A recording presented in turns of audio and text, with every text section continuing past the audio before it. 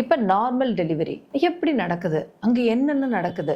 அது ஆக்சுவலா பாத்தீங்கன்னா ஒரு த்ரில்லர் மூவி மாதிரி இருக்கும்.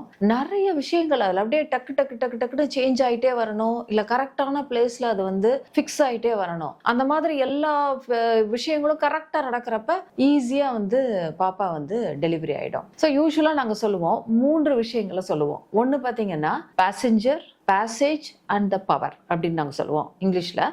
தமிழ்ல நம்ம அதையே சொல்லணும்னா பயணி குழந்தை, பாதை அந்த பிரசவ பாதை, 3வது பலம் கர்ப்பப்பை எவ்வளவு ஸ்ட்ராங்கா சுருங்கி விரியுது. ஸோ இது 3ஐயும் பொறுத்து தான் நார்மல் டெலிவரி ஆகுமா இல்லையா அப்படின்றது.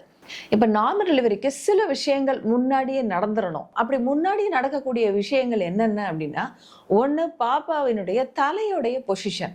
தலை பார்த்தீங்கன்னா பேபி ஹெட் கீழ் பகுதியில தான் இருக்கும். ஸ்கேன்ல பார்க்கும்போது பாப்பா ஹெட் கீழே இருக்குன்னுவாங்க. பட் அந்த பாப்பாவினுடைய தலை வந்து நல்லா ஃப்ளக்ஸ் ஆயிருக்கணும். தலை வந்து மடங்கி இருக்கணும், வணங்கி இருக்கணும் தலை.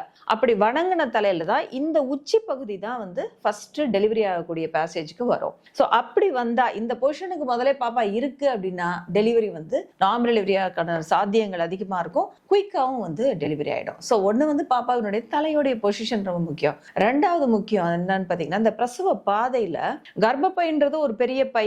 அதை வந்து நம்ம பேபி பேக்னே நம்ம சொல்றோம். அதனுடைய வாய் பார்த்தீங்கன்னா குறுகி இருக்கும், திக்கா இருக்கும் நல்லா. இப்ப கர்ப்பப்பை வந்து டெலிவரி டயத்துல பார்த்தீங்கன்னா ஆல்மோஸ்ட் ஒரு 1 சென்டிமீட்டர் கூட இருக்காது அதோட திக்னஸ். ஆனா அந்த கர்ப்ப வாயுடைய திக்னஸ் பார்த்தீங்கன்னா ஆல்மோஸ்ட் ஒரு 2 சென்டிமீட்டர் நல்ல லாங்கா 3 சென்டிமீட்டர் 4 சென்டிமீட்டர் லென்த் இருக்கும். இது வந்து மெல்லிஸ் ஆகி அந்த கர்ப்பப்பையோட சேர்ந்து மேல போகும்போதுதான் பாப்பாவினுடைய தலை வந்து கீழே வரும். ஸோ இந்த ப்ராசஸ் பிரசவ வலி வர்றதுக்கு முன்னாடியே நடந்துருது. இதை வந்து இங்கிலீஷ்ல நாங்கள் வந்து எங்களுடைய லாங்குவேஜ்ல எஃபேஸ்மெண்ட்னு சொல்லுவோம்.